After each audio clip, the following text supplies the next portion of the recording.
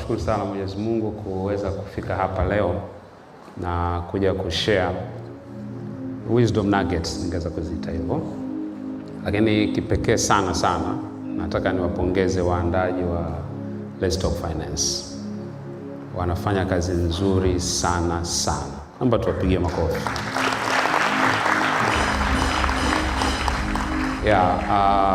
Ukiangalia katika dira ya taifa ya 2025, ukisoma kwenye article 4 pale, wanaeleza ili tutengeneze Tanzania ambayo ni imara yenye nguvu, moja ya requirement ni financial education, ambayo imekuwa iko chini sana kwenye taifa letu. Kwa mimi sioni kama ni seminar, lakini pia naona kama ni initiative ya kutransform taifa letu pia. Kwa Mungu awabariki sana na msichoke. Endeleeni kufanya na kufanya. Tuna appreciate kazi yenu.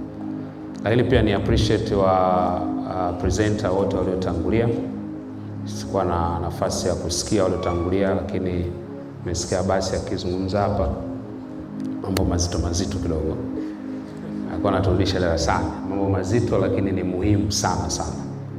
Kwa hiyo nikushukuru pia kwa kazi nzuri uliyofanya na wale wote ambao wameweza kupresent. So nitazungumza kuhusiana na kuelekea financial freedom au kuelekea uhuru wa kifedha. Okay? So hiyo ndio itakuwa session yangu, Achieving Financial Freedom. Naamini katika yote ambayo tumeelezwa hapa leo tangu asubuhi yana sum up kwenye desire ya kila mmoja wetu kuwa financial free. Na kwenye maisha kuna angles kadhaa unatakiwa ujiimarishe in terms of investment.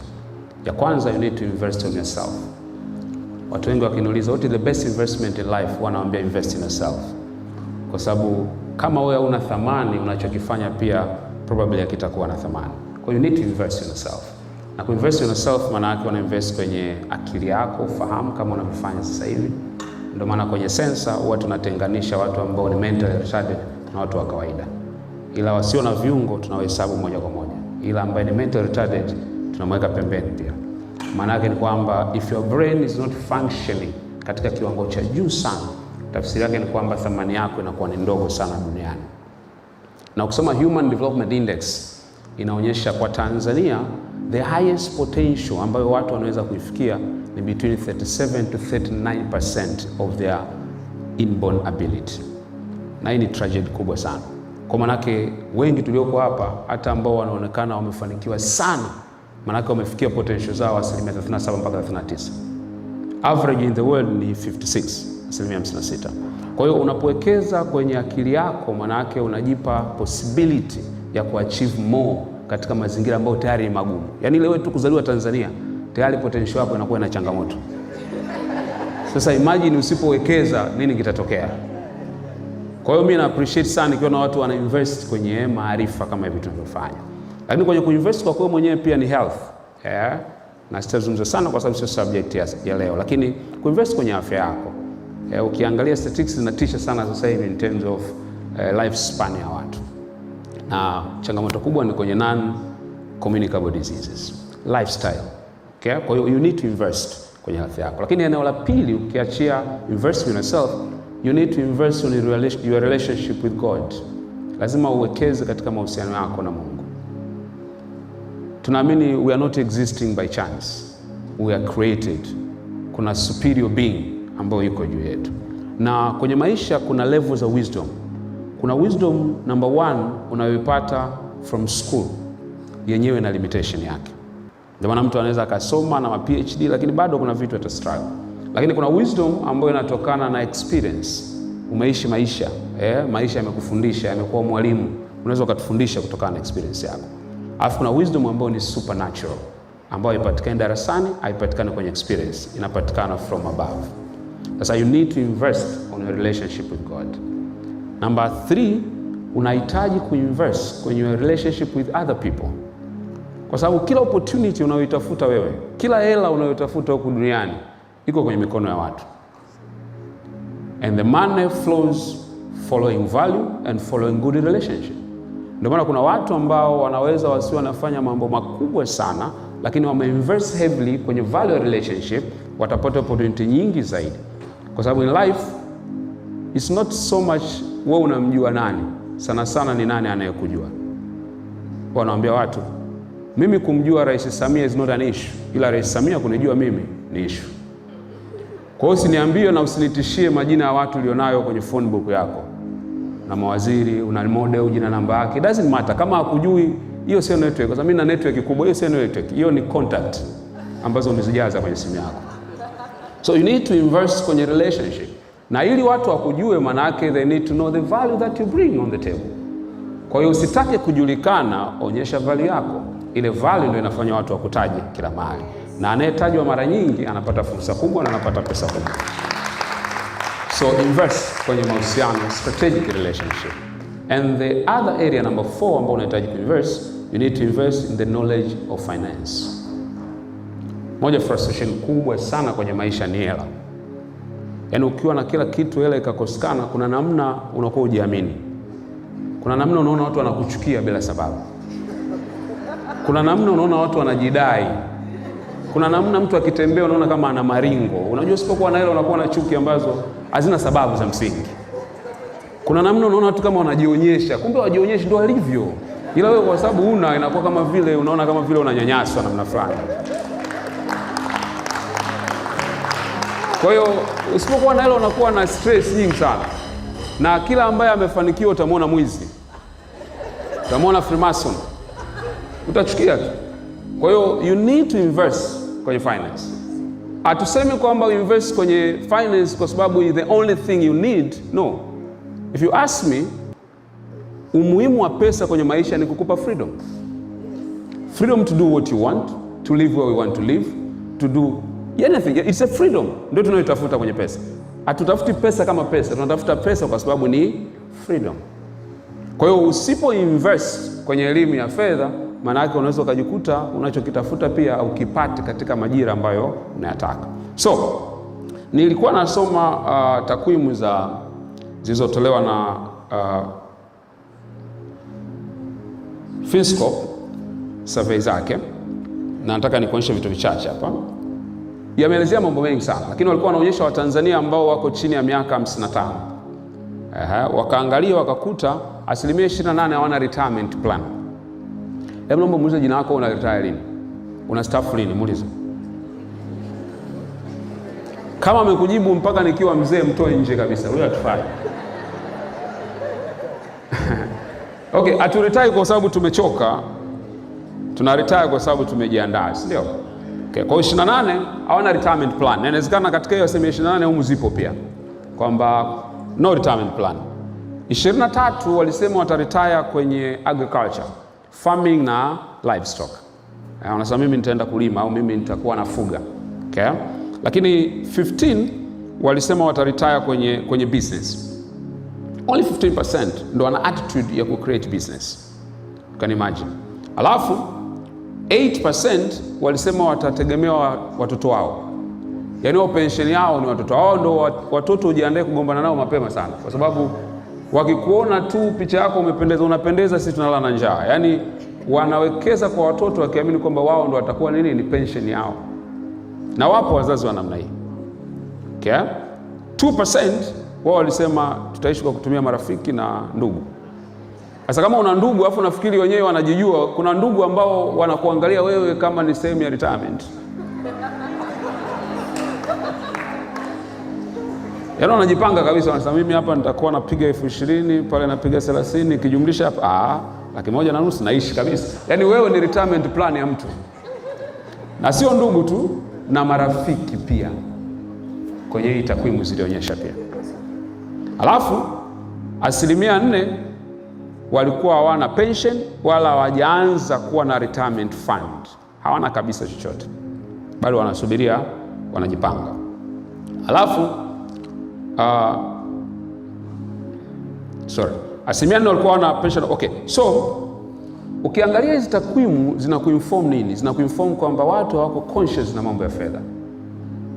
Lakini huwa nawaambia nikiwa kanisani kule, nawaambia tukianza kusikiliza maombi ya mmoja huko kanisani, I can guarantee not less than 90% yanahusu hela. Hata yale ambao watu wanaomba kimya kimya, yani Hata sisi tukijiuliza hapa hivi, kama usho kumuomba Mungu chochote kwa mwezi wangu, jifikirie, jitafakari, mtu wa kweli jamani. More than 90% ni maombi ya hela. Lakini ukizungumza hela unaonekana kama vile unazungumza jambo la ajabu. Tuache kupretend. We need money. Tunahitaji pesa. So hizi takwimu zinakuonyesha kwamba people are not taking money issues seriously. Lakini at the end of the day ndizo issue ambazo zina stress kuliko issue zingine zozote katika maisha ambayo tunaishi. So kuna kitu kinaitwa pyramid, financial hierarchy of need. Kama ilivyo ile ya Maslow hierarchy of need ya mahitaji, kuna financial hierarchy of need ambayo nataka nikuonyeshe. Ukiangalia ina level 5 ambazo zinatokea. Level ya kwanza huwa tunasema ni managing your money, ambayo iko at the bottom kabisa, chini kabisa, inaitwa managing your money, ambako hapa tunatarajia mtu sasa uwekeze katika skills za kusimamia pesa zako. Manake how you earn money, how you budget for your money and everything, how you discipline yourself kuhusiana na vitu vya fedha. Na najua hayo masomo yameshafundishwa hapa kwa kirefu kidogo. Lakini ya pili tunasema building your safety net.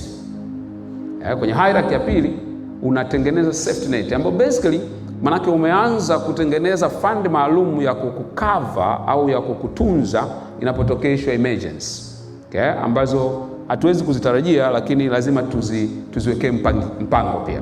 Kwa maana ikatokea jambo limetokea alafu umepoteza kile ulicho nacho, una emergency fund yote ambayo tunasema hapa mara nyingi at least 6 months unakuwa nayo ya miezi 6 ya kukusaidia.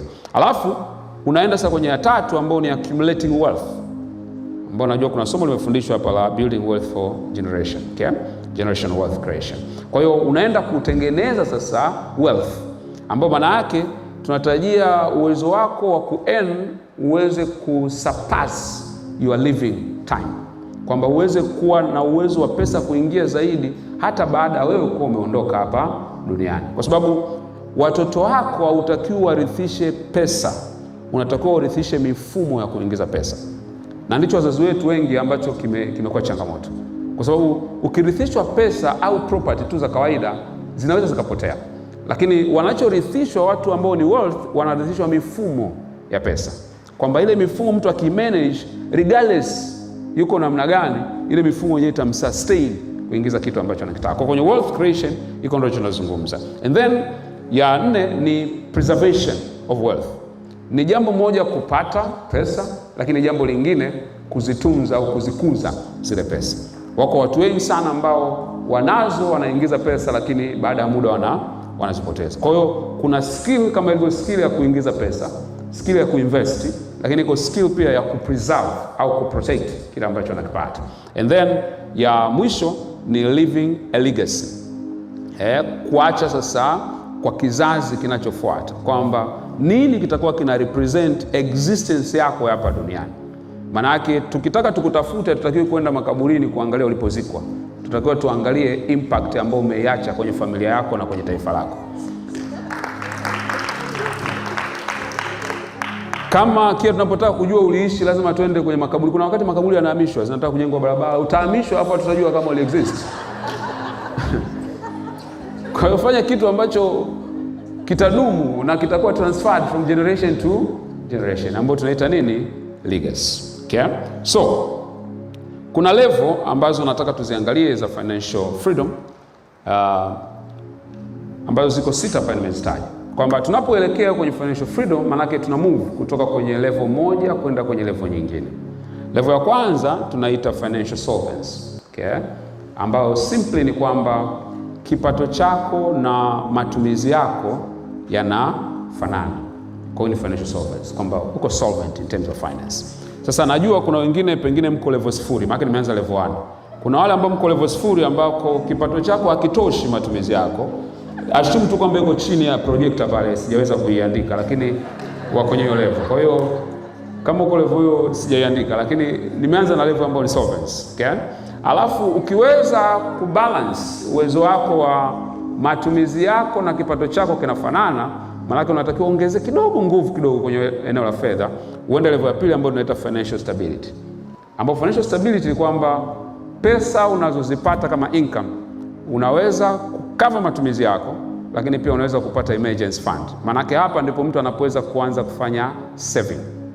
Okay? Anakuwa anaanza kuweka part of saving.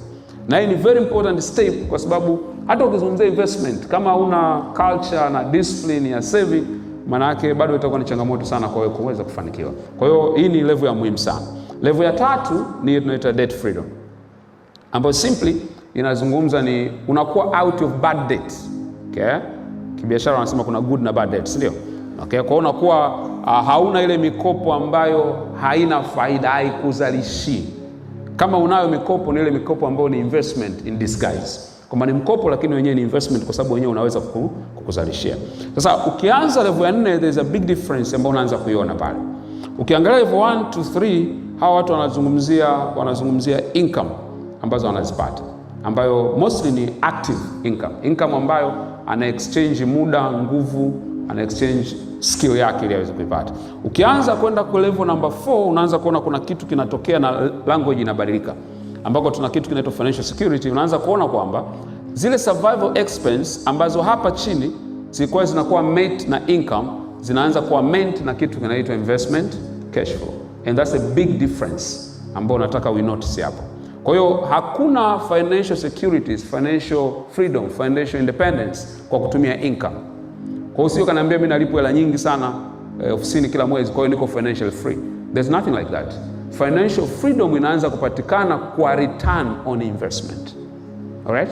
Nimeshakutana na watu wengi wanasema, kwa sababu wako watu wengi ambao leo wanalipa pesa nyingi sana. Nitatoa kesi moja. Kuna mtu mmoja shakutana naye in one of the top 3 banks hapa Tanzania, ambaye yeye alikuwa ni katika second level ya directors. Kiacha managing director, wa director wanafuata, si director wa IT wa nini operation wako pale. Alikuwa mmoja wao. Tukaitwa kwenda kufundisha change management.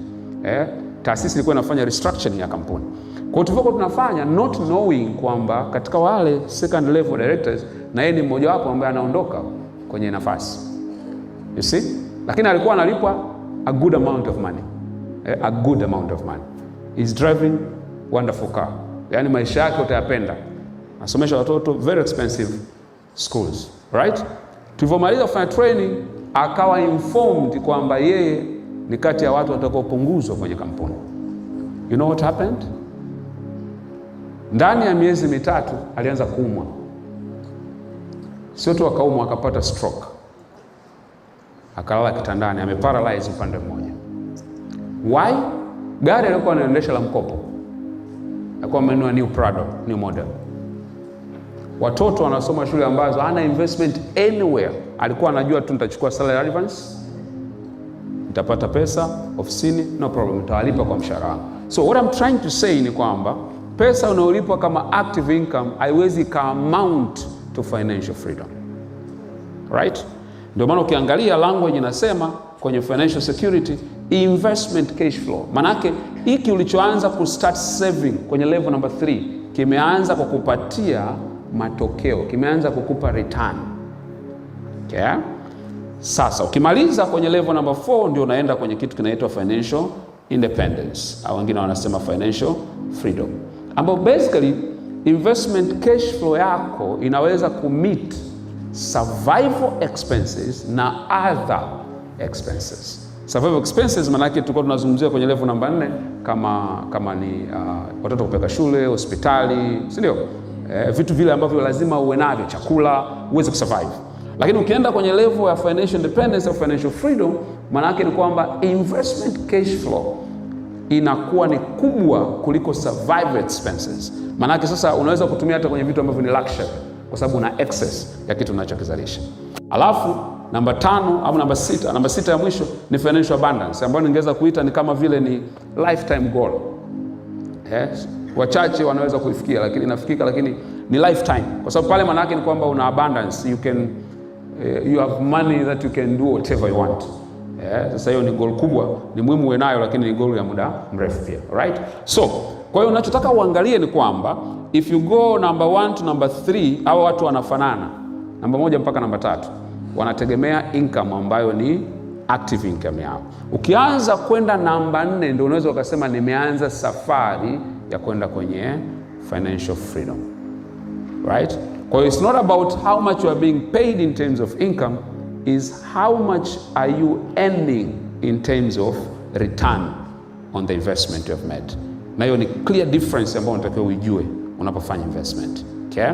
Kwa hata kama unafanya kazi, umeajiriwa, unafanya biashara, whatever the case, aim ni kwamba at the end of the day, hivi naweza nikakaa na kuamua nisifanye kazi, lakini nika earn amount ambayo inaweza ikanilipia survival expenses zangu, inaweza ikanilipia extra expenses zangu bila mimi kulazimika kutumia muda wangu. Ukifika hiyo level, maana yake tunasema huyu sasa amekuwa financial free.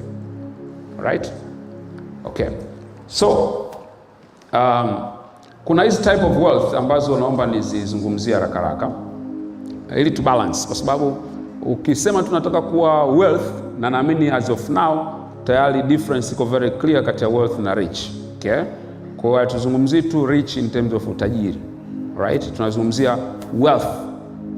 Rich tunaipima kwa cash you have, tunaipima kwa property ambazo una own, magari ulionayo, nyumba unayoishi, you are rich. Chain unaovaa, saa ya kiasi gani, you are rich. Wealth tunaipima in terms of time. Okay? How long can you stay without working and still you can maintain your lifestyle? Okay? Kuna wengi ambao ukiwaona kwa nje ni rich lakini sio wealth. Ukiwaachisha kazi lazima wahamishe watoto shule, lazima wabadilishe gari analoendesha, lazima wabadilishe restaurant anazokwenda. Kwa hiyo sizungumzi kuwa rich, nazungumza kuwa wealth. Wealth ya kwanza ni financial wealth ambayo tunazungumza sasa hivi, ambayo ni net worth. Ambayo tunazungumza, kwa hiyo tunazungumza kwa undani, kwa hiyo sinaja kuzungumza. Nyingine ni social wealth. Usisahau kwamba you need to invest. Na ulimwengu tunaishi sasa hivi pia una changamoto kubwa sana, kwa sababu the more we are sophisticated, the more socially tunakuwa detached. Kwenye family level hivyo. Unaweza ukakaa na mtu karibu lakini hayuko karibu na wewe. Ndio. Na kuna watu ambao wanajua mambo yako mengi wewe zaidi kuliko mtu ambaye unaishi naye. Kwa hiyo it's not about being around people, it's about getting connected. Right? It's about getting. Kwa hiyo socially you need to invest. Na hapa nasisitiza sana kwa sababu tragedy ambayo unaweza kukutana nayo sasa hivi, watu wanataka mafanikio sana bila kuwa na investment kwenye mahusiano na watu. Right? The law of reciprocity inasema kwamba whatever good thing you do to someone, huyo mtu atajisikia obliged to do back to you. Kwa hiyo investment kwenye mahusiano maana yake ni kwamba nawezaje ku-add value kwenye maisha ya watu ili in return au watu wa add value kwenye maisha yako. Zig Ziglar alisema if you work hard to give people what they want, they work hard to give you what you want. Before you ask, give. Kwa hiyo angalia namna gani unaweza ukainvest kwenye maisha ya watu. Usipende sana kwa mtu ambaye kuna watu wanajisifia sana, mimi bwana na watu wengi wananisaidia, nikitaka tu ananipa. It's good thing but it's not sustainable. Hakuna mtu ambaye yuko tayari kuwa na rafiki mzigo. No, even parasite friend. Everyone wants someone who can add value to their lives. Kwa hiyo find opportunities za ku-add value kwenye maisha ya watu, right? Then 3, physical wealth. Nimezungumza kidogo. About health, fitness na vitality. 4, mental wealth. Uwezo wako wa kuwekeza kwenye akili, kwenye ufahamu. Les Brown alisema, when you open up your mouth, you tell the world who you are. Okay? Kifungua kinywa chako hivi dunia inaanza kujua wewe ni nani. Ndio maana wakati mwingine anasema bora ukae kimya. Right? Ukikaa kimya kila mtu anakuona mwenye hekima. Lakini ukianza kuongea sasa, kumbe kukaa kimya kote ndio mambo yenyewe ndio haya. So invest on mental wealth kwa sababu uwezo wako wa kiakili unakutambulisha. Na nikisema uakili sio kwa kwanza darasani. I hope you understand. Okay? So kama nazungumza kwamba uwe intelligent kwa maana umefaulu. No. Nazungumza uwezo wako wa kujua vitu vya msingi katika maisha. Ili unapoongea make sense. Unajua kuna watu wakiongea unapata shida kuelewa. Na yeye hata mwenyewe unakuta anasema, hivi sijui nisemaje ili mnielewe. Sasa wewe ndio unaongea, alafu unatuambia sisi usemaje ili tuelewe. Sasa what is that? So be clear, ukiwa na mental wealth inakurahisishia sana. Kwa sababu iko hivi, people are attracted to a lot of things. Lakini moja ya kitu ambacho kinawafanya watu wa attracted na wewe ni kuona kwamba you make sense in what you say, what you write. You make sense out of sin. Kuna watu wakiitwa na bosi wake anamwambia tuna changamoto hapa.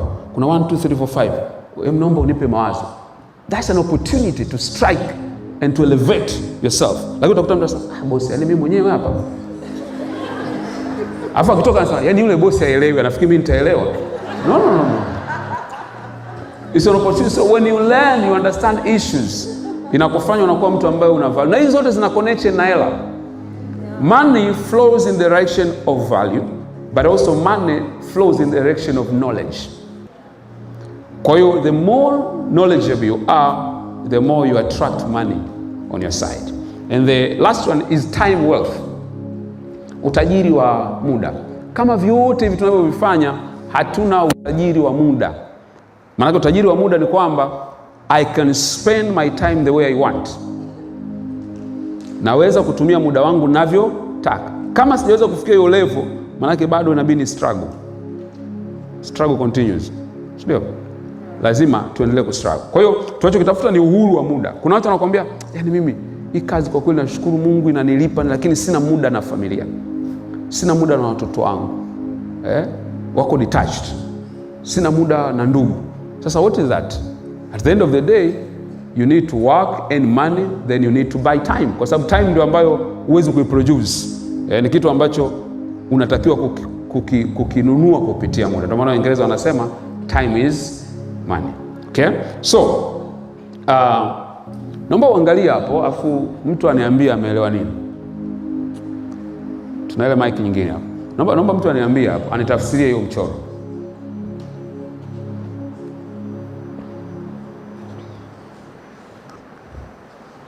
Nani anataka kunitafsiria? Yuko pale. Yes, hem tuambie, jitambulishe pia jina lako. Mchoro huo unaonyesha jinsi ambavyo vijana na muda mwingi sana lakini hatuna pesa. Na pia tuna nguvu nyingi sana lakini hatuna pesa. Okay. Umri wetu unavyozidi kusogea. Tunahitaji hiyo screen hapo. Yes, thank you. Umri wetu unavyozidi kusogea. Tunaona kwamba tuna muda mchache sana. Lakini pia tuna hela kwa kiasi fulani na tuna nguvu. Yes. Umri unapokupa au kwenye kustaafu, tutakuwa na muda wa kutosha sana. Tuna hela sana lakini hatuna nguvu tena. Okay. Ya kufanya kazi. Okay. Kwa hiyo inabidi tubalance katika kila umri kidogo.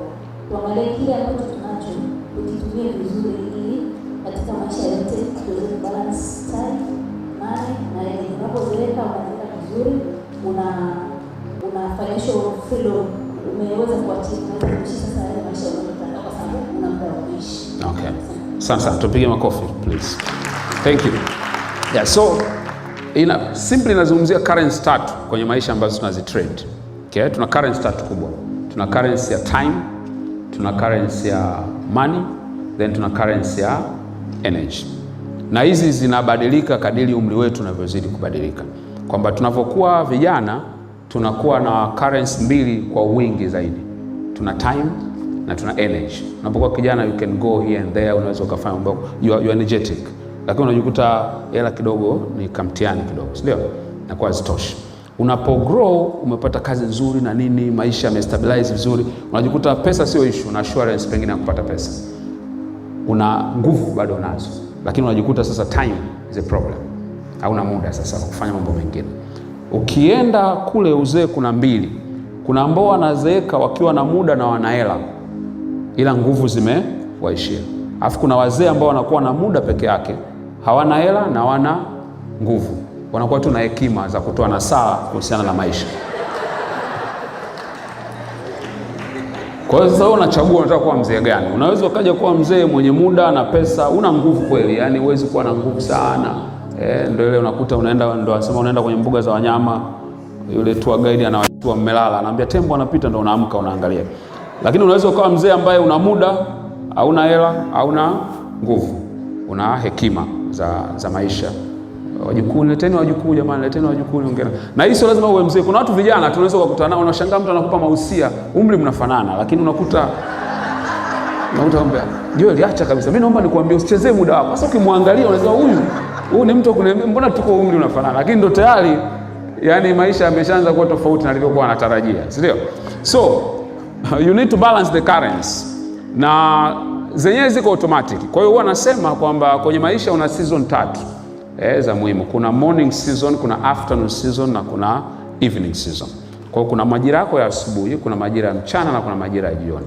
Kwa kwenye majira ya asubuhi ambayo mara nyingi tunasema age 0 to 25, unatakiwa uwe na vitu basic tayari umeshavifahamu. Kwanza unatakiwa uwe na basic skill of life. Uwe umeshajifunza mambo ya msingi yanayohusiana na maisha. Lakini tunatarajia uwe umepata basic education. Kama umepata fursa kwenda shule, maana ile formal education basic at least umeipata. 3, tunatarajia uwe umedefine path ya maisha yako. Unataka kuwa nani? Unataka kufanya nini kuhusiana na maisha yako? Kwa hiyo tunasema bracket ya kwanza ambayo ni morning season. Hapa hata ukifanya makosa mengi, you can do as many mistakes as possible, utakuwa na opportunity ya kurekebisha yale makosa pale baadaye. Then unaenda kwenye bracket ya pili ambayo tunaita afternoon season, ambayo ndio adult season. Hapa sasa mambo yanabadilika kidogo. Hapa ndio unaanza kuwa na earning power, unaanza kuwa na uwezo wa kuingiza pesa kutokana na skill ambazo ulijifunza pale mwanzoni kwenye morning season. Kwa kwenye afternoon season au adult pale tunategemea tayari umesha define your area of influence unayotaka kuwa nayo kwenye maisha yako, ambayo tunasema ni age 26 mpaka 50. Okay? Lazima ujue what is my area of influence, area ambayo nataka kujenga legacy kwenye maisha yangu, kwa sababu hiyo ndio jani unatakiwa uanze kuifuatilia. Lakini pia at that bracket tunatarajia pia uwe umeshaanza kuform strategic relationships, mahusiano ya kimkakati na watu wa msingi kwenye maisha yako. Maana at this point hatutegemea una hang around na mtu yote yule. Tunategemea uwe ni mtu ambaye una choose your friend wisely, kwa sababu tayari umeshajua mahali unapotaka kwenda, kwa sababu if you hang around wrong people you will end up in the wrong destination. Okay? So from there unaenda stage inayofuata 51 to 75, okay, ambayo tunaita evening season au evening period of your life, ambapo hapa sasa tayari tunatarajia uanze kufanya kitu kinaitwa wealth transfer, kwamba hapa tayari umeshajenga misingi ya wealth na unaanza kuihamishia kwenye next generation. Sasa haimaanishi tu utaishi mpaka 75, pengine unaweza ukaishi mpaka 100, lakini at least that bracket kuna vitu vinatarajiwa vile vimeanza kutokea. So unapoishi, maana hizi ndio currency ambazo unazitrade, right? Kwa hiyo wewe unatakiwa uangalie ni currency gani ambayo kwako ni ndogo sasa hivi na unatakiwa uimaximize. Kwa kama nilivyosema, ukiwa kijana time utakuwa nayo ya kutosha sana. So how do you convert your time au energy? Unaiconvert vipi ili ikupe currency ya katikati ambayo ukiangalia kule mwisho ndio utahitaji zaidi, kwa sababu hizi zingine zitakuja tu automatic. Okay, so kwenye financial freedom kuna hizi element 5 ambazo unatakiwa uweze kuziangalia na kuinvest maarifa yako kwenye hayo, na nyingine najua zimeshazungumzwa kwa undani, kwa hiyo sitaenda deep sana kwenye hizo. Lakini ya kwanza ni eneo la income, ya pili ni spending, ya tatu ni saving, ya nne ni investing, na ya tatu ni protection. Okay?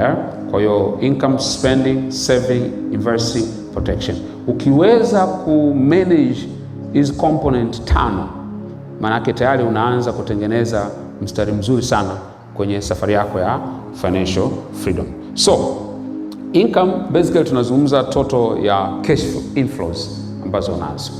Kwa hiyo kuna mwingine anafanya kazi lakini pia ameinvest. Sasa ile total cash flow kwa hapa for this matter tunazungumzia ile total cash inflow ambayo unaipata whether from investment, from working, umefanya kazi, umeajiriwa, basi tutaijumlisha pale kwenye income.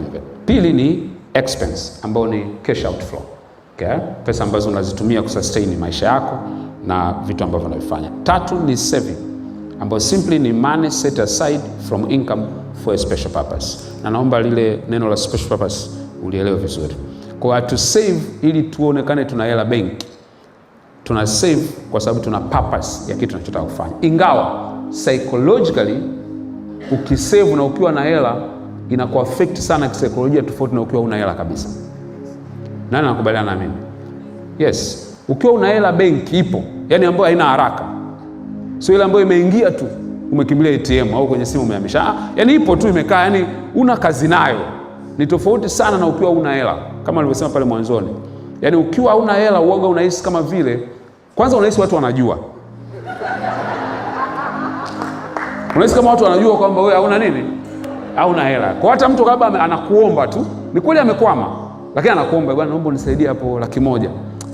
Unasema fuatu bwana, yani washaambiwa. Yule jamaa atakuwa shamwambia. Unahisi kama vile people know your financial status. So tukizungumzia saving, tunazungumzia ina financial implication yake, lakini ina psychological implication. Okay? Ni kama ukiwa unapanda daladala afu nauli haitoshi. Kuna namna unamuona konda mkorofi, yani conductor unamuona kama vile ajali, yani hivyo. Au mtu akikuangalia tu unaona kuna kitu unakuwa ni comfortable nacho, sio? Ukienda restaurant, kuna watu ambao wakiingia restaurant wanaagiza afu wanaulizia bei, afu kuna ambao wanaulizia bei alafu ndo wanaagiza. Ni vitu viwili tofauti, na hiyo ni tofauti kubwa sana. Sijasema wewe uko wapi, lakini najua uko kwenye kundi moja wapo. Alright? So, number 3 ni investing. Investing manake ni putting your money where it will increase or multiply. Okay? Au kwa lugha nyingine ambako unaweza kupata return ya kile ambacho umewekeza. Then ya 5 ni protection, ambayo tulisema kwamba unawezaje kujiandaa kwa ajili ya unexpected events zinazoweza kutokea, ambazo zinaweza kawa ni inflation. Kuna watu wamepoteza utajiri wao kutokana na inflation, sio? Nyingine ni devaluation ya property. Thamani ya hicho kitu imeshuka. Nyingine tu imekuwa destroyed. I've one of my friends yuko Niger, alikuwa ananielezea kuna mapinduzi yametokea kule. So he had invested a lot. Lakini in 1 week amepoteza everything ambacho amekibuild for the last 20 years. You can imagine. So it happens in life. So how do you protect yourself from such kind of things? Inaweza siwe kwa namna hiyo, lakini inaweza ikawa kwa namna tofauti pia. So tuanze na moja, ziko 5, kwa nitazigusia kwa haraka. Ya kwanza ni eneo la income. Kwenye income. Sasa kwenye income kama nilivyosema, wote hapa kikawaida tutaanza kwenye active income. Lakini kuna aina hizi 7 za income ambazo nitazitaja haraka, ambazo natarajia unapotengeneza financial freedom map yako uangalie at least uwe na zaidi ya moja. Kuna somo limefundishwa hapa la creation ya multiple sources of income, right? Yes. So natarajia kwamba uwe na zaidi ya moja. Kwa nazitaja ili just nataka ufikirie kidogo, alafu uangalie zipi ambazo either sasa hivi unazo au you are building towards that. Kwa sababu ni ngumu sana pia wakati mwingine kupata financial freedom kwa kutegemea only one source of income. Kama nilivyosema, wakati mwingine inaweza ikawa challenge.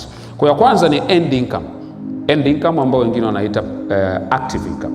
Kwa ni pesa ambayo unaipata kwa presence yako, kwa ku trade muda, nguvu na uwepo wako mahali. Hii tunasema ni ile hela ambayo usipotokezea haipatikani. Yaani kuna mtu mfano anasema mimi nimejiajiri bwana, mimi sijaajiriwa kama wengine, lakini asipojitokezea hela hapati. Sasa wewe tofauti ndogo tu kwamba mwingine kazi ya mtu mwingine na mwingine wewe kazi ni ya kwako, lakini wote kwenye level ya income manake mnafanana. Kwa hiyo kama hela yako lazima ujitokeze ndio hela yako ipatikane, manake wewe uko kwenye active income. Siku usipotokea na hela haitokei. 2 ni rental income. Money earned from rental. Una rent vitu. Sio tu nyumba. Unaweza ukarent equipment, si ndio? Kuna watu wana rent equipment. Unaweza ukanunua mashine. Kuna watu wananunua, kuna mtu ninamfahamu ana mashine za kuchanganya zege.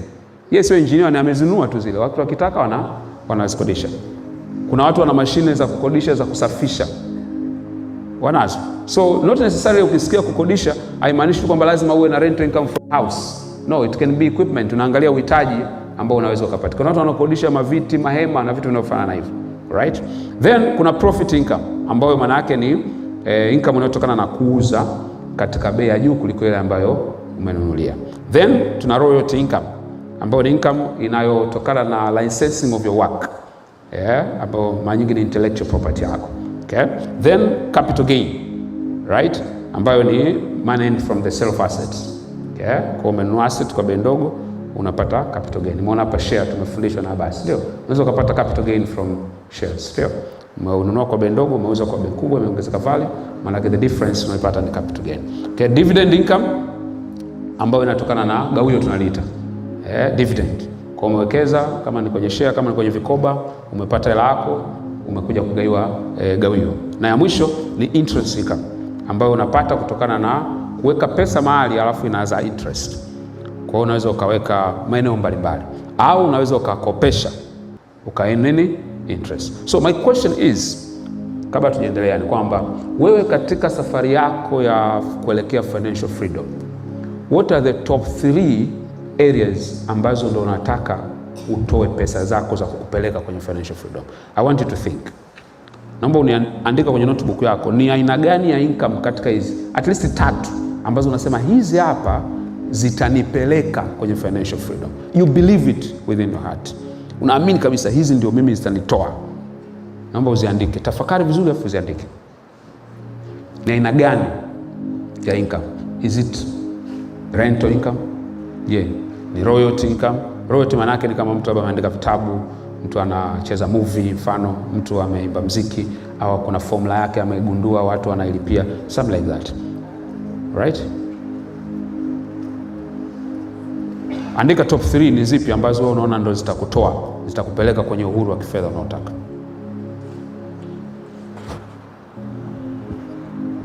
Umeshazipata? Okay, naomba ushare na jirani yako ya kwanza kabisa ulioandika.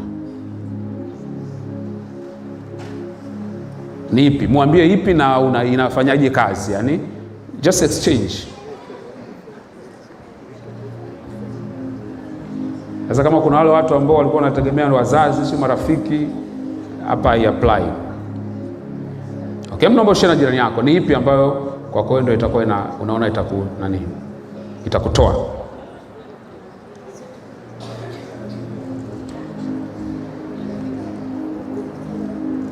Hebu naomba mic kidogo. Naomba watu kama wawili hivi nisikie kidogo ili nipate flavor kidogo. Yes, kuna huyu hapa, madam hapa. Yes. Yes, karibu. Habari. Salama. Mimi yangu ya kwanza nimeandika rental. Yes. Yeah. Rental ya nini? Majengo. Kwa sababu na biashara yangu ambayo nimechukua na wazazi. Ya nyumba za kupangisha. Okay. Okay. Sawa, shukrani sana. Tupige makofi.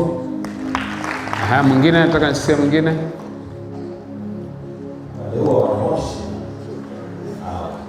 Twende kule.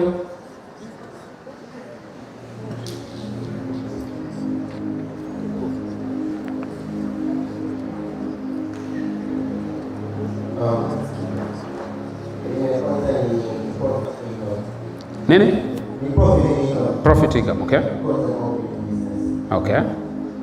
Okay, sawa. Asante. Alright, tupige makofi pia. Thank you. Yes, sasa kwa sababu financial freedom ni journey, sio event. Right? Huwezi ukatoka hapa leo ukaanza kuwatambia watu nacheza I'm financial free. Sio hizo notes. Hizo notes haziwezi kukupa financial freedom. Ni safari. Kwa hiyo nasema hivi ili tupata idea pia kila mtu ajue kwamba ni area, kwa sababu area utakayoichagua utaona baadaye ina implication. Ina implication in terms of investment ya knowledge, zile strategic network nilizokuwa nazisema, na earning ability yako kwenye hayo maeneo husika. Kwa hiyo kama umeshazipata zile top 3, ya pili ni eneo la pili ni kwenye expenses na saving. Kwenye ile seko yetu pale. Kwa nimecombine expense na saving. Na hapa pia sitazungumza kwa muda mrefu sana kwa sababu naamini imegusiwa. Kwa kwenye expenses na saving kuna vitu viwili vikubwa ambavyo nataka uviangalie. Tunaomba screen kidogo hapa. Ya kwanza nataka tuangalie in terms of personal budget. Alright? Personal budget. Ambayo sina shaka ni area ambayo watu wengi tunaifahamu, personal budget. Kuna kitabu kinaitwa The Millionaire Next Door. Nashauri ukisome kama unaweza ukisoma. Na kingine kinaitwa The Richest Man in Babylon, au tajiri mkubwa wa Babeli. Okay, hivi vinazungumza vizuri sana kwenye in terms of personal budget. Kwamba kwenye Millionaire Next Door, Danko na mwenzake Stanley wanasema kwamba moja ya requirement walioiona watu wengi waliofanikiwa kifedha ni kwamba wana budget zao binafsi. Sasa moja objection ambayo mara nyingi naipataga nikizungumza issue ya budget, watu wengi wanasemaga kipato chenyewe kidogo. Na kuna mtu wakati naongea hivyo tayari alishaweka hiyo akilini mwake, ndio? Sasa kipato chenyewe kidogo nita budget nini? Sasa mimi huaga nauliza swali, hivi mwenye hela kidogo na mwenye hela nyingi anahitaji kuwa na budget ni nani? Katika logic tu ya kawaida. Mwenye hela kidogo na mwenye hela nyingi nani anahitaji kuwa na budget strict zaidi? Ni mwenye hela kidogo. Kwa hiyo kama hela yako ni kidogo, wewe ndio unahitaji kuwa mtaalamu wa budget kuliko mtu mwenye hela nyingi. Kwa sababu mwenye hela nyingi akipoteza 100,000 anaweza hata asitafute, isimsumbue. Wewe sasa hivi hapo ukagundua 10,000 yako uliokuja nayo imeanguka, utakuja mpaka kwa MC, naomba unitangazie alichukua 10,000 yangu. Tutakuona tu uwezi kusikiliza, uko uncomfortable. So ukiwa na kipato kidogo unahitaji kuwa na budget strict pia. Kwa hiyo invest kwenye kuwa na budget. Kama nilivyosema deep sana, lakini moja ya formula mimi naitumia ni ya 50-30-20. Kwamba 50% I reserve it for my needs, mahitaji ya msingi. 30% inakuwa ni kwa mahitaji ambayo 50% ni need, 30% ni wants. Mahitaji ambayo sio lazima lakini ningependa niyatumie, vingamuzi na nini na vitu kama hivyo. Alafu 20% naigawa kama ni saving and giving back to God. Right? So that's my formula. Kia ambayo naitumia. Kwa nikipata pesa maana yake nachukua 20% kwanza. I set it aside. And then 50% ndio naitumia. Ninachofanya ni kuhakikisha kwamba ninajitahidi kadri ninavyoweza kupunguza hii 30%. Kwa sababu nikiweza kuipunguza hii 30% maana yake nitaipeleka kwenye 20%. And that's how fast you fast track your financial freedom. Right? Kwa hiyo cha kwanza uwe na personal budget, uwe na budget yako. Na hiyo discipline ya muhimu sana. Na siku hizi imerahisishiwa kwa sababu unaweza ukatumia apps ambazo zipo kwenye simu yako. Sina majina mengi lakini ukiangalia tu financial apps ziko nyingi sana. Na hata Tanzania zipo watu wameshazitengeneza ambazo unaweza ukazitumia ku track expenditure yako. Kuna watu mko hapa mjui mmetumia shilingi ngapi tangu mwaka unaanza mpaka sasa hivi. Kuna maombi unaomwomba Mungu akubariki mtaji, kumbe mtaji ulishakulaga kwenye vocha. Yaani ukijumlisha vocha zako ndio mtaji ambao unapiga kelele kila siku unalia. Right? So if you don't track your expenditures, ni ngumu sana kuweza kuwa na discipline kwenye mambo ya fedha. Right? So personal budget. So learn more about it. Sitaki kuzungumza sana hapo. Lakini cha pili ni ambayo naita poverty and wealth formula. Kwamba kanuni ya umaskini na kanuni ya utajiri. Ambayo ni simply inasema kwamba maskini akipata hela anatumia kwanza, alafu ndio anajiuliza kama imebaki ili akasave. Tajiri akipata hela ana set aside kwanza ya kwenda kuwekeza au kusave kwanza, kisha ndio anafanya nini? Anatumia. That's the difference. Kwa hiyo ukiona kuanzia leo ukipata hela cha kwanza ni kutumia kabla ya kuset aside, maana yake ni kusema umeshaji enroll kwenye University of Poor People. Na matokeo lazima tutayaona.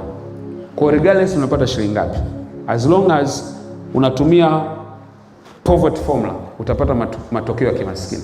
Yule anatumia wealth formula atapata matokeo ambayo ni tofauti. Alright, so ukiweza kwenda kwenye vipengele hivi cha pili na cha tatu ambao ni expense na saving, kinachofuata ni investment. Ambao ukiangalia what do people do with money?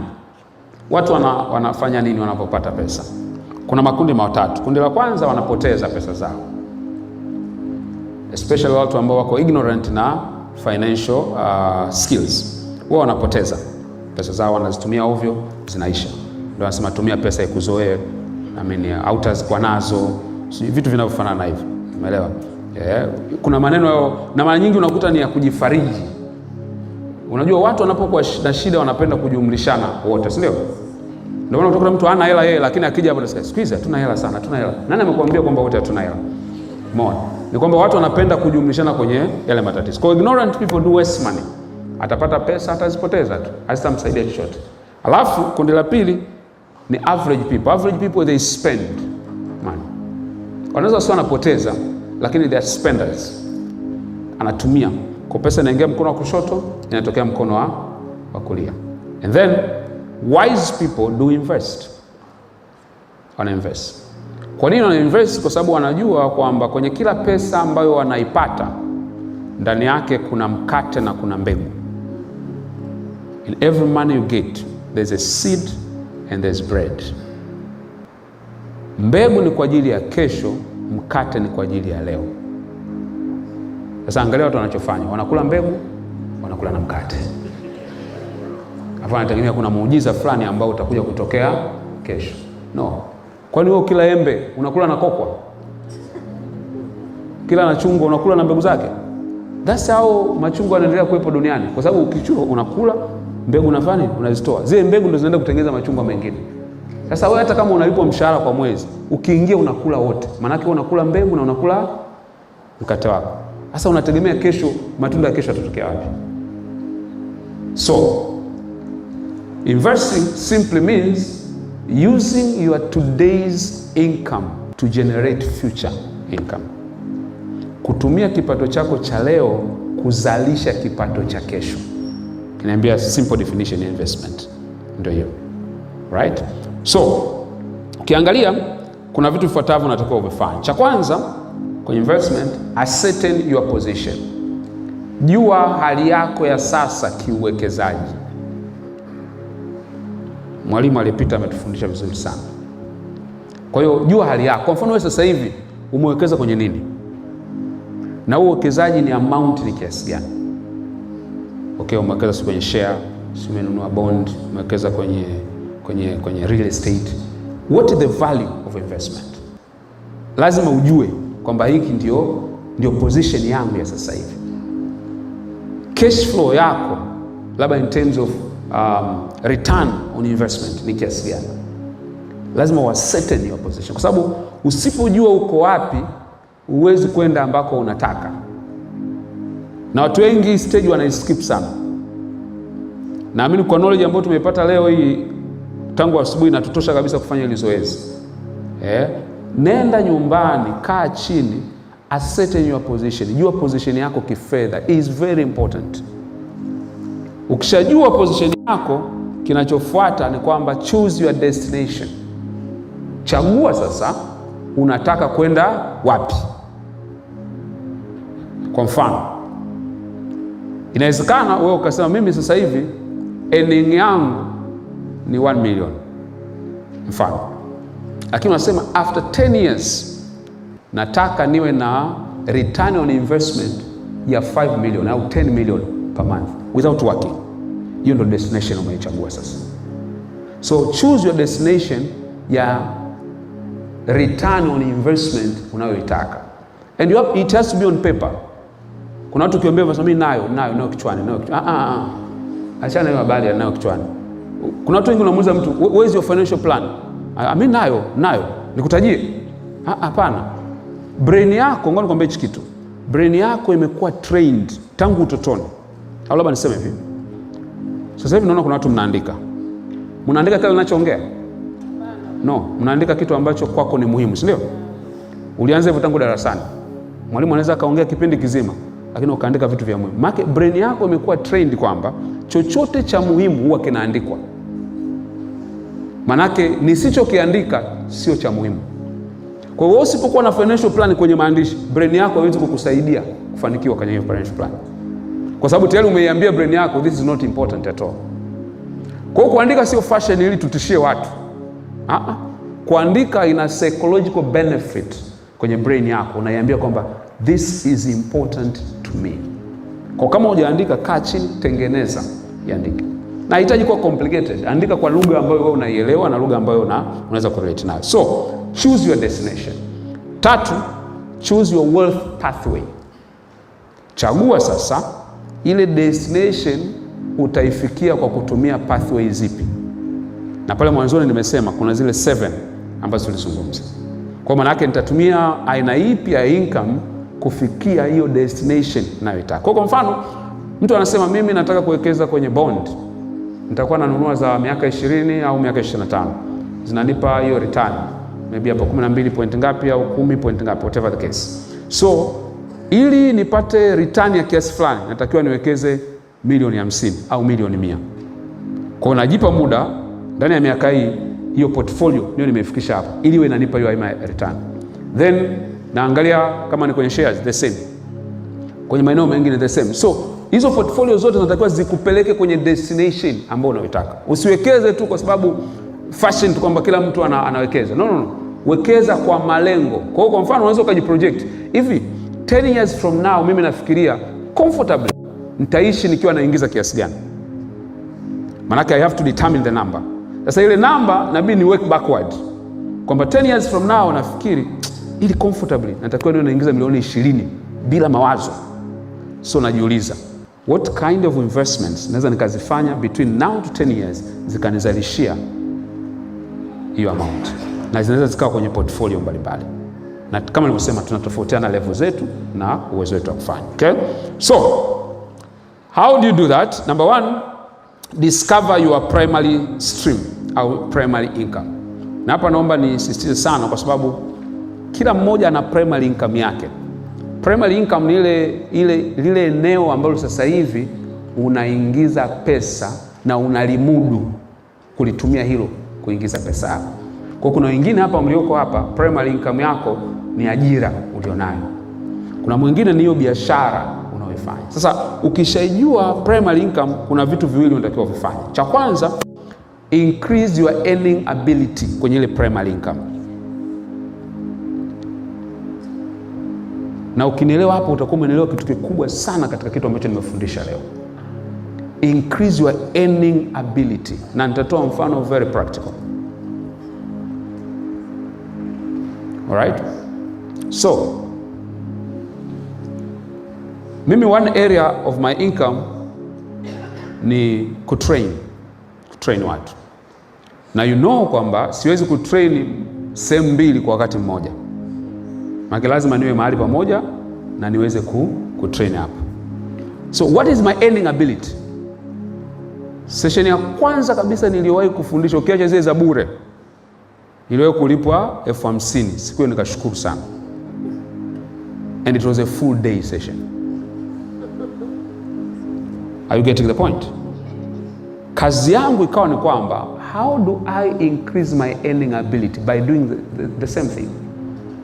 Kwamba kitu hichi ninachokifanya nafanyaje ili kesho niingize mara 30 au mara 100 ya hiki ambacho ninaingiza leo. That has been my journey.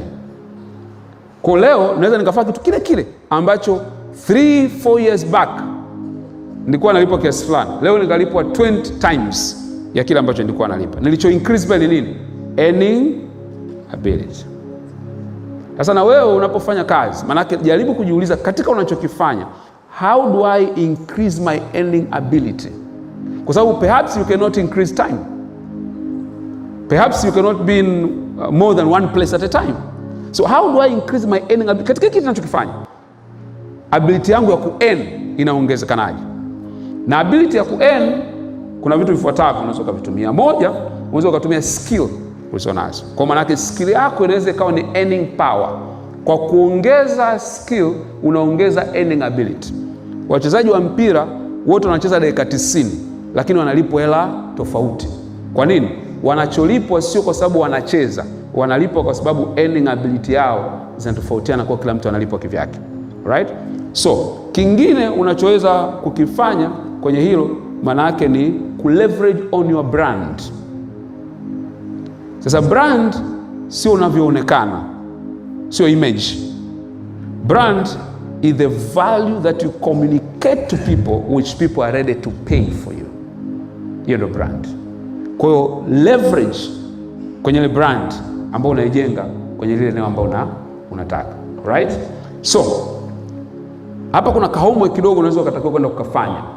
Kuangalia how do I increase my earning ability? Nawezaje kuongeza uwezo wangu wa hiki kinachokifanya lakini kikaniongezea hela zaidi. This is very important. Kwa sababu kuna watu wanafanya kazi unakuta ofisini tangu ameajiriwa miaka 5-10 imepita. Ukiangalia earning ability yake bado yuko vile vile au imeongezeka kidogo sana. Ukiwa hivyo maana yake utachelewa. Maana inatakiwa kile unachokifanya uwezo wa kuingiza pesa nyingi katika kile uongezeke. Na you have to find out. Na inategemea unachokifanya tunatofautiana. Kwa hiyo kulingana na unachokifanya, find out zile critical skills zilizoko kwenye area yako ili uweze maximize, ziweze kukusaidia. Lakini cha pili kwenye primary income manake lazima leverage sasa. Unataka kuleverage. Na tumeona season za maisha zilivyo. Kwa manake whatever you earn today, you have to change it to be something else tomorrow. Right? Kama mimi kuna baadhi ya business nazifanya. Lakini ukiangalia most of my business income ilitoka kwenye my primary income. Right? Kwa unakuja na leverage kwenda sehemu nyingine. Alafu natumia the same brand niliyoijenga kwenye my primary income inisaidie kufanikiwa zaidi kwenye my secondary income. Am I making sense? Naelewa vizuri, eh? Yeah. So, discover your primary income. Your primary income inawezekana isiwe necessarily sawa na ya kwangu. Okay? Pili, choose your next stream of income. Kama ni stream au streams. Kwa nimeshajua primary income yangu ni hii hapa. Na sasa nilikupa zoezi ukashare na jirani yako hapo, ukamuelezea stream gani ya income zile 3 ambazo unataka kuzijenga. Naamini katika zile 3 kuna moja ambayo ni primary. Kwa hiyo pili, angalia zile stream zingine unazotaka kwenda ku diversify kama source ya income yako. Kwa nini muhimu kuzichagua? Kwa sababu unatakiwa ujitrain. Unatakiwa uinvest in terms of knowledge kwenye hilo eneo. Ukimsikia hapa Sakata anaongea hapa, unaona tu kama ni jambo rahisi tu hivi. Gawanya na nini hapo, angalia inalipa ilipi. Lakini ukimuuliza yeye atakwambia kwamba ime take time kuyaelewa, ukiacha na kusoma darasani, lakini kuna ile understanding ambayo unaipata kwa sababu umetafuta knowledge kwa muda mrefu. Kwa hiyo na wewe pia ile area ambayo unataka ndio kuinvest zaidi, hakikisha umetumia muda mwingi kuwekeza kwenye hilo eneo. Na naomba nisisitize kitu hapa. Usiogope kutumia pesa kuongeza value kwenye maisha yako. Usiogope. If you can use money to add value to yourself, that is the best investment you can make. So, kutengeneza value kwenye primary kupeleka kwenye secondary inahitajika a lot of investment. Nitatolea mfano mmoja. Wakati nataka kuanza kuzungumza na kutrain, what I did, by then nilitafuta trainers 10, top 10 trainers wa Tanzania. Na nikawaomba kukutana nao moja separate. Wengine walinichaji na nilipa hela. Wachache walikataa kama 3. 7 nikawaona. Na I had a set of questions. Kwa sababu the secret of great men are in their history. Usi-invent new ways of doing things. Find out. Kwa nauliza maswali ya msingi. Nilivyomaliza nika-compile critical issues ambazo nikasema within 3 years zinatakiwa zinipe value kwenye ninachokifanya. Then nikatafuta speakers 3 international. John Maxwell, Dr. Miles Monroe na Brian Tracy. Nikawasoma whatever they have written, labda kama wana vitabu vipya saizi. Whatever book they have written I read. Video yote inayohusiana wao kwenye YouTube nilijiwekea utaratibu, every single day I listen. Na katika mmoja wapo nilibahatika kumuona the late Dr. Miles. Now we paid in dollars kumuona. You see? Lakini huwa naambia tu that investment paid a lot. It has paid. Kwa hiyo unapofanya investment on yourself, especially kwenye primary income yako, ni muhimu sana kuelevate income yako to the secondary level. Kwa hiyo usije ukaogopa. Kwa sababu nilinunua kitabu kimoja kinaitwa School of Money. Kilikuwa kinauzwa $150,000, $150,000. Wakati nanunua siku kuna mtu alikuwepo siku bookshop akaniambia, kweli una hela za kuchezea. You see? That's an attitude, right? Lakini for me, buying a book is not spending. Buying a book is an investment. It's an investment. Kwa sababu lazima itatoa tu return. So, invest vizuri sana, na nasisitiza hapa kwa sababu this is the breakthrough you need. Ukiweza kupamanage hapa vizuri, is very possible safari yako ya kifedha ikawa pia ni nzuri zaidi. So, kuna nature 3 za each stream utakayochagua. 1 tunaita one time stream. One time stream ni ile ambayo ili uipate lazima ufanye kazi. One time stream. Pili tunaita once and always. Hii maana yake you labor once and you keep getting money out of that labor. And the third one tunaita free flow income, ambayo yenyewe put your money to work. Right? So quickly nataka mtu anipe mfano. Nafahamu hii one time stream is not a big deal. Hii one time stream ndio ile ambayo unaenda unafanya ili upate pesa. Kwa hiyo unaenda kazini, upate pesa. Umejiajiri, unaenda dukani kwako, unapata pesa. Hiyo lazima utokee. So nani anipe mfano wa once and always? You labor once and keep getting the money out of your labor. Yes, na mtu kwa napa? Asante. Once and always kitabu au video kwa YouTube mara moja au video kwenda Sawa sawa, tumpige makofi. Yes, Dennis, ulikuwa unataka kuzungumza pia. Siku mtaani kuna biashara nyingi. Kuna biashara kwa mfano tunaweza kununua jani au siki. Mkabisi wa United. Uweze hesabu kila siku ya wiki. Ambao unaweza kuchukua mara moja na nusu. Okay. Kwa wazo shauri kwa mkabisi. Unachofanya pale ni kuongeza idadi ya employees. Watu wanauliza kila siku kila mwezi. Okay. Okay, tutarudi hapo. Okay, namba mmoja zaidi. Naona nataka kusema. Yes. Sorry? Rent income, okay?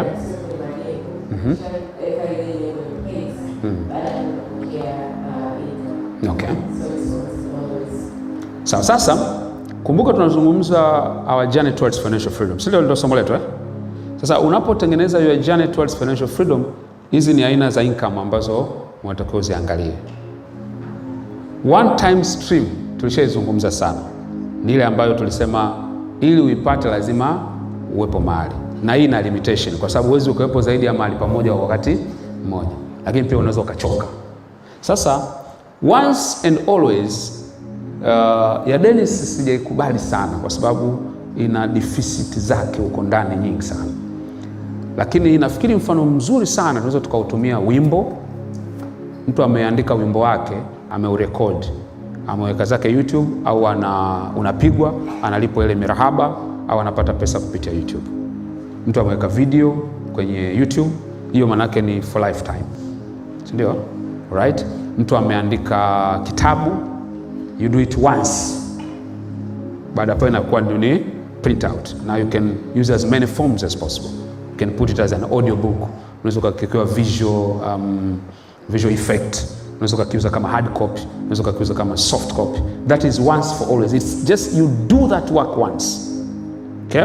And then free flow, maana yake basically hapo unachosema umeinvest pesa zako, mara nyingi tunazungumza kwenye eneo ambalo haihitaji tena wewe ufanye chochote kile. Na tumeshazungumza mifano yake mingine. Kwa kama ni money markets, kwa wale wanaowekeza kwenye bondi, kwa mfano mtu ameamua kununua mabondi yake huko anampa return zake. That's a free flow income. Ndio. Sasa kwenye your journey to financial freedom, maana yake mimi nategemea portfolio yako lazima iwe na hizi component. Uwe na ile component ya kwanza ambayo mara nyingi ndio inakuwa starting point. Alafu uweze kupata hizi mbili za chini. Naomba niseme hivi. Kama hautaweza kutengeneza number 2 na number 3, manake it is quite impossible for you to be financially free. Haitawezekana. Kwa sababu kumbuka number 1 tulisema ni income. Na income haiwezi kutengeneza financial freedom. Ni gain from the investment ndio inatengeneza financial freedom. So I want you to think, ujitafakari na ujiulize kwamba hivi hii namba 2 yangu ni ipi? Sasa tunatofautiana. Tumetoa mifano ambayo inawezekana kwako apply. Lakini lazima ujiulize, hii namba 2 yako ni ipi? Na hii namba 3 yako itakuwa ni ipi? You need to get an answer. Upate majawabu ya hayo maeneo. Sasa inawezekana usiwe nayo sasa hivi, lakini work out.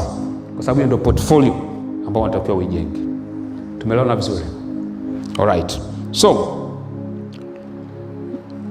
napoelekea mwisho, hapa pia sitazungumza sana kwa sababu naamini ni subject ambazo zimeshagusiwa. Unakumbuka kwenye ile ya 5, kwenye ile seko yetu pale, tulizungumza kuna kuchoose financial pathways ambazo nimejaribu kuziainisha hapo kadhaa, kwamba unaweza ukawa na stock and money markets ambazo unahitaji kufuatilia zaidi na kujua zaidi. Alafu kuna real estate ambayo ina dimension nyingi sana. You can buy and sell, you can build and rent, you can buy, improve and sell. Inategemea unataka kufanya nini kwenye real estate. Okay? Then kuna business ambayo mara nyingi inaweza ikawa ni trading au manufacturing au kufanya service rendering, right? Afu ya 4 kuna intellectual property. Sasa kwenye financial freedom pathway, manake unatakiwa utag journey yako kwenye vitu vinavyofanana hivyo. Nikiwa naongea nafikiri unaanza kuona kwamba tukizungumza plan towards financial freedom, sio desire tu, it's a discipline you need to develop, right? Ni kitu, ni plan unatakiwa uwe nayo, ambapo nikikwambia leo niletee, you need to be able to give it to me, right? So finally, ukizungumza protection of your money, naomba nitoe baadhi ya hints hapa. Moja ni kwamba don't accumulate money, accumulate assets. Accumulate assets. Na assets kwa definition ya hapa, maanake it's something that can generate income for you, or at least it can increase in value. Kwa generate asset. Na umri wako unavyozidi, focus zaidi kwenye cash flow. Naomba uelewe hiyo vizuri. Huwa mimi nafundisha pre-retirement. Kati ya tragedy ambayo nakutana nayo sana kwa watu wazima ni kwamba ana invest sehemu ambayo haimpi cash flow. Kuna msemo wa kifedha unasema cash flow is king. Nimeshakutana na watu ambao wameuza maviwanja kwa bei rahisi sana, simply kwa sababu hawana nini? Cash flow. Kwa hiyo usiinvest tu kwa sababu umeinvest. Cash flow is very important. Kuna watu kwa sababu ameugua, hana hela matibabu, amepata matatizo, hana chochote kinachomuingizia cash flow, lakini ana property kibao. Matokeo yake anauza kwa bei ya chini sana. So, invest on something as you grow old, invest on something that gives you cash flow. Kinachokupa uhakika wa cash flow is very, very important inapofika kwenye financial freedom. Then, insure your key investments.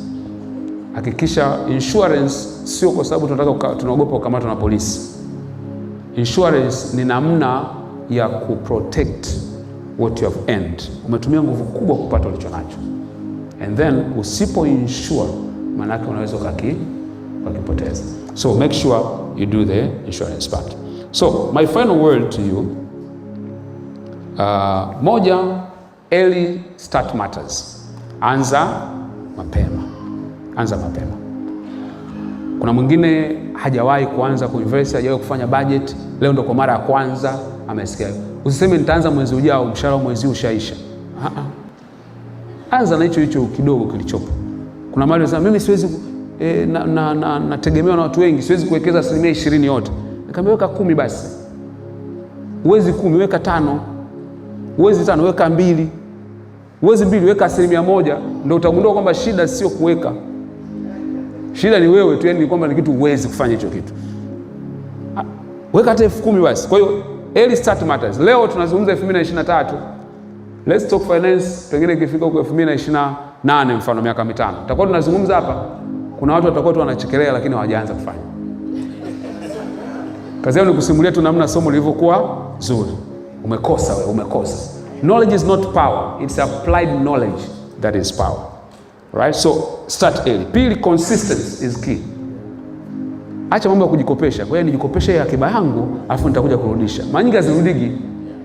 Be consistent. Kuna discipline ukijenga kwenye kuwa consistent, inakumotivate wewe mwenyewe. Kama nilivyowaambia, hakuna kitu kizuri kama umewekeza kwenye shares alafu unaenda kuangalia portfolio yako pale. Yaani kuna karafu fulani unakapata. Umewekeza kwenye bonds, uko unaenda unaangalia statement yako, ukiangalia unasema yes. Yeye unafurahi. So be consistent. So kila siku unaweka unachukua.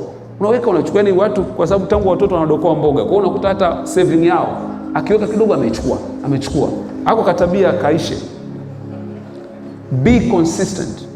Number 3, how much you choose to invest is important. Unachochagua kuwekeza ni muhimu. Sasa uwekezaji is very strange. Inawezekana mtu akaanza kuwekeza leo 20,000 kila mwezi kwa miaka 20. Alafu wewe ukasubiri miaka 10 uwekeze 100,000. Utashangaa by principle of compounding interest, yule aliwekeza kidogo kidogo kwa muda mrefu anapata faida kubwa kuliko wewe uliwekeza nyingi kwa muda mfupi. So start early but put a significant amount. Then amount of interest, it matters also kwenye kile unachokifanya.